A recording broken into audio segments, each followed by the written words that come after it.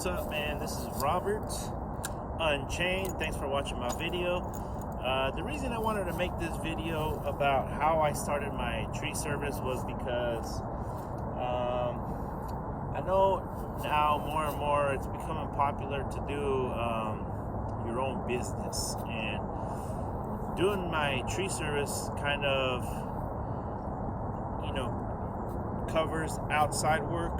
A lot of the same similarities go to being in landscape, lawns, any type of construction. You have a lot of the same guidelines. You can almost use the same handbook for your employees.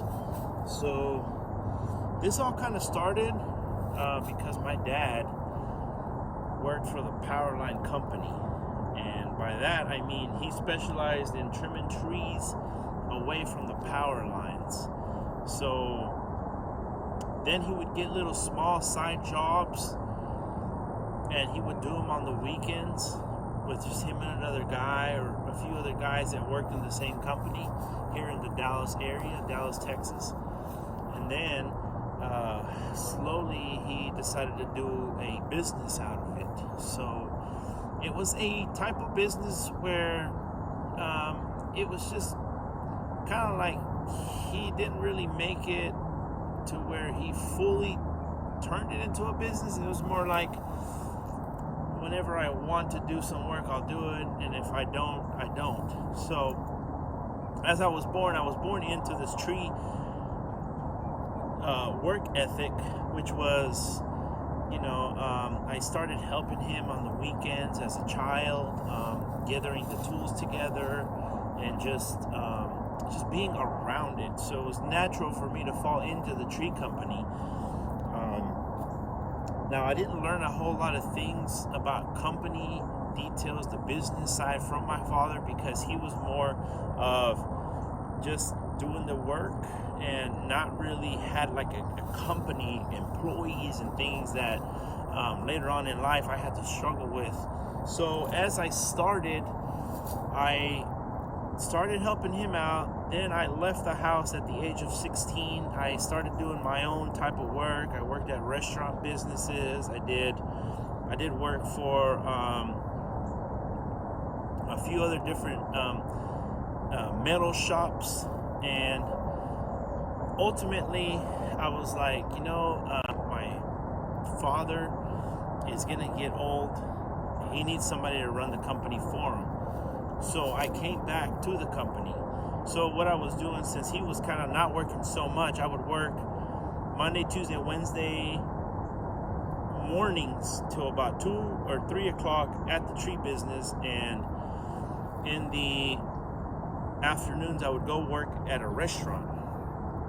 Now at this restaurant, you are supposed to promote appetizers to create sales, and everybody knows in the restaurant business, every $5 you get a client to spend, you get $1 tip. So if the bill is if it's $30, then you make $6 tip. So the more sales you make, 2 Cokes is $5, that's $1. The more sales you make, the more tips you make. So what I would do is, instead of promoting a lot of these things, because I was looking at the bigger picture, which I don't recommend you guys doing this, but this is just kind of what I did. I was talking about the tree business and what I do, and so I chose a restaurant that is actually behind me out here, that is on the lake. A lot of people come out to this restaurant, and a lot of people with money, so it's a good audience that I was targeting. So by me promoting my business over and over, and just made business cards and had this logo, just being present, people would just slowly decide to call me and do the work. And one of the things is, to be successful, you for sure have to be good at what you do. The tree business is not something easy. It looks easy because they sell chainsaws at a store, Walmart, they sell Polands, but there is when you start getting into bigger trees, you need to have the proper gear.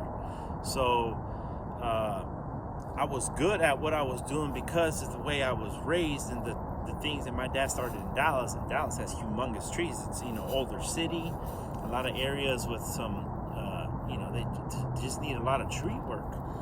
So I started over in 30 minutes east of Dallas.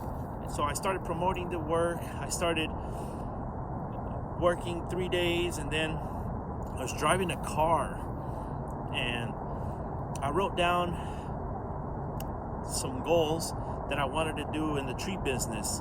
And a few of the goals were, I want to have a truck and 2 employees and buy my first chainsaw. I was using my dad's tools when I first started.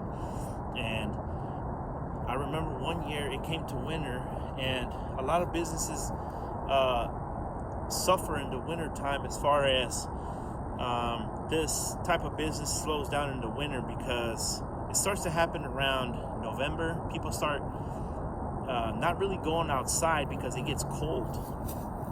So when you don't go outside, you don't realize that, hey, that tree is rubbing against the roof, or that there's a broken tree branch that can fall on my kids. They don't realize things like that. When it's summertime, you go outside, you notice things. So there's a lot more work, a lot more calls, a lot more things happening. So in the wintertime, it slowed down to the point where I was like, hey, Dad, I'm ready to go to work. And it was like a Tuesday, my normal schedule. And he said, hey, we don't have anything to do right now. I was like, I can't live this way. I need money. I was young. I was like 23. I mean, not like real young, but, I need to pay my bills. So whenever he said, there's no work right now, he said, go look for work. So what I did, I started knocking on doors. If I would go work at one house, I would knock on the next few around me and just tell them, hey, look, I'm working right here, one of your neighbors, try to build that trust. If your neighbor hired me, you can hire me. And I started getting some more work. I started getting things done. I started getting my name out there. And there's certain ways how you have to approach a door as well when you knock. You got to be extremely friendly. You can't be... sorry, my phone's going off in the background. So there's a lot of ways, and then we can talk about that in another video.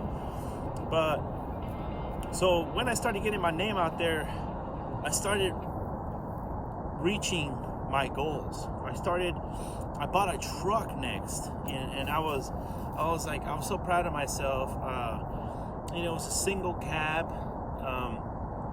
I was hoping it'd be like 4-door truck, really nice. It was 2006 F-150, and I was just proud of it. I got a toolbox. I gathered some tools, so I started, getting out there even more and more. So it actually took me 5 years in the restaurant business to finally, one day I said, I have enough clients. I'm gonna leave the restaurant business. I'm gonna go on my own, and I'm literally just depending on people to call me so I can meet my bills, meet my goals, and pay for all my things.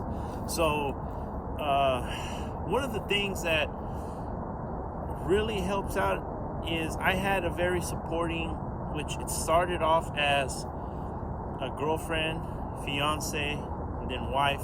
She was super supportive of me. She supported me in my downtimes, and that is very important. There's a lot of times, when you first start a business, you don't start positive, you start negative, and you go negative, and you have to tough them out, and that's part of business. You have to go with the mindset that this is gonna work, and you know what? It does work, because now I have 11 employees on my payroll, and I constantly in the summertime subcontract 2 to 3 different tree companies. So it is possible, and you can definitely do it. There's a lot of things that I had to struggle with that, and it was just all of it is how you handle that situation to grow. And a lot of the reasons why I was successful, what I was doing, was because I pay attention to the small details. In another video, I'll make the 5 most absolute things you have to do to succeed in a tree business. So a lot of the things that I did was obviously promote at a restaurant, and at the same time I did a lot of networking. Networking is very important. I can't stress to you enough how many people actually need trees done, and then they tell their friends, and then their friends tell family, and like the whole family calls me now, and it's an honor for that to happen, you know. Some of the stuff I did early on when I first broke away is I paid a company to move my ranking up on the Google search so it can be on the top page. And then I also paid Home Advisor. I joined them. I did that for about 3 years. Then I was on a magazine that went to a really expensive neighborhood. I was on there for a whole year. And all those things, you know, it's all subliminal. So the more people that see this logo, it's not like they're going to call you right away. What's going to happen is, once they actually need tree service and they look for it online, or they look it up and they see this logo, something about this logo that they've seen before subconsciously triggers their mind and says, hey, I'm going to call them, you know. So then I was on that magazine, and I was also at the Kroger shopping cart. I had like a small little ad on every cart, or 1/4 of every cart, because that was really expensive. So all those things pay off in the long run. I've done a lot of those things, and a lot of those things have paid off. And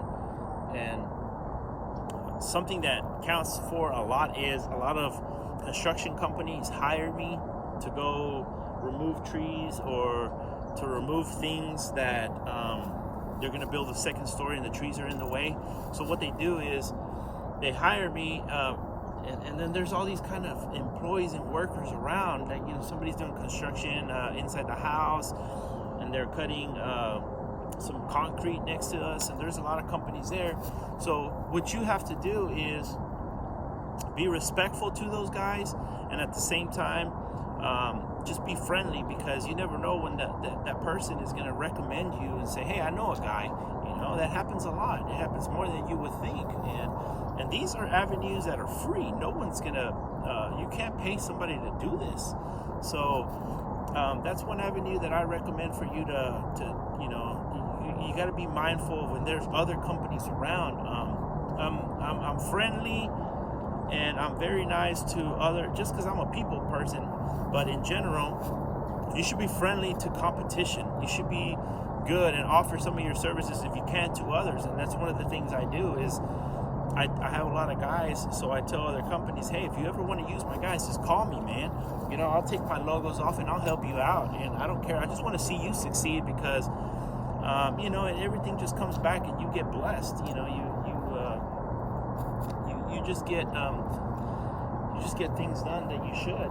So one of the things also that I count for probably the majority of my success is I gave my life to God about 3 years ago now, and now I'm at peace. Like, I used to worry and stress out about are they gonna call me, what's gonna happen, do I need to go look for work, do I need to knock on doors? And you know, now I'm just at peace, and I know work will come, and it has come. You know, now it's I have my clientele.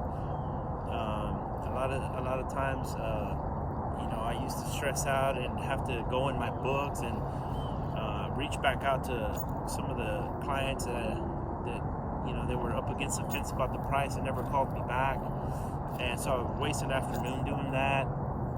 And now I can actually go enjoy my time with my wife, go somewhere, and you know, like I'm not worried about it. The work will come, it will happen, man. But you just have to trust in the Lord. And so that's one major thing that we do every morning is we start with prayer in our team. I'll pray most of the times, but then, you know, in our group, somebody else prays, you know, every different day. Today is the last day of 2019, so I really hope you guys have some awesome plans for New Year's and have some awesome goals set up. I know that I have the next 5 years of my life mapped out, and constantly have to tweak it because things happen in life, but at least you have a guideline of where you want to go. You got to write these things down and create it into existence and speak them out, and have like a guideline and create like a workbook for your employees. So if this video helps you out of any type of way, or you just want to follow me to hear more tree service insights, because I will have another video of the 5 most things you have to do in order to succeed in the tree business. Please subscribe to my channel and just give it a thumbs up. I appreciate it, and I guess I'll resume to this.